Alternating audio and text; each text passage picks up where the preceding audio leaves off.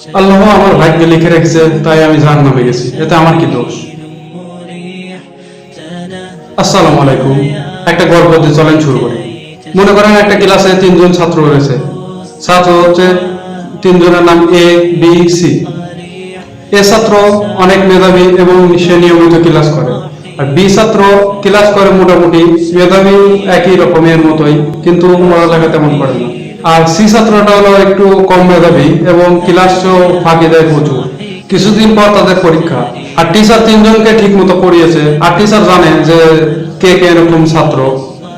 পরীক্ষার আগে টিচার একটি কাগজে লিখে রাখলো, এ ছাত্র সে তো অনেক ভালো ছাত্র, ক্লাসও রেগুলার করে, তাহলে সে ক্লাস করে। বি ছাত্র হলো ছাত্র মোটামুটি ভালো, কিন্তু ক্লাস ঠিক মতো করে না, পড়ালেখা একটু কম করে, সে 50% পাস করবে। আর সি ছাত্র সে হচ্ছে ম্যাডাম যেহেতু ক্লাস নিয়েছে, সে জানে যে ছাত্র সে ভালো না এবং ক্লাসও করে অনেক ফাঁকি করে, তাই সে ফেল করবে। একটা কাগজে ম্যাডাম এটি লিখে রাখলো। পরীক্ষার কিছুদিন পর রেজাল্ট দিছে, রেজাল্টে সি ছাত্রটি ফেল করেছে।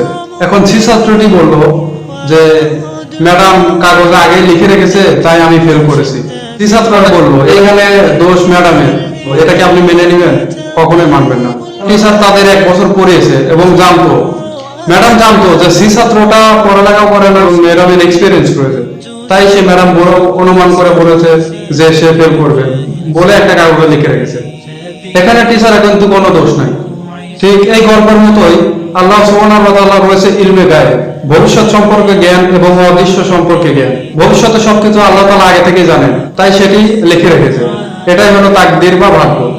এখন আপনি এই ভিডিওটা যে দেখছেন, আল্লাহ তাআলার অদৃশ্য সম্পর্কে জ্ঞান আছে, তাই আল্লাহ তাআলা জানতো যে আপনি এই সময় ভিডিওটা দেখবেন, তাই আল্লাহ আপনার ভাগ্যে লিখে রেখেছে। এটাই হলো ভাগ্য।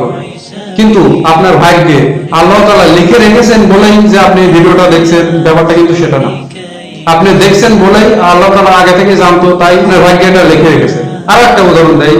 মনে করেন আপনি একটা রাস্তা দিয়ে হেঁটে যাচ্ছেন, সামনে গেলেন, এখন রাস্তা হচ্ছে 3টা, রাস্তায় 1, 2, 3টা মোড়। এখন আপনি তৃতীয় রাস্তায় আপনার গন্তব্যস্থল, আপনি তৃতীয় রাস্তায় যাবেন। এই ঘটনাটা আল্লাহ তাআলা আগে থেকে জানে, তাই লিখে রেখেছে যে অমুক এই দিনে এইখানে এসে 3 নাম্বার রাস্তাটা চুজ করবে।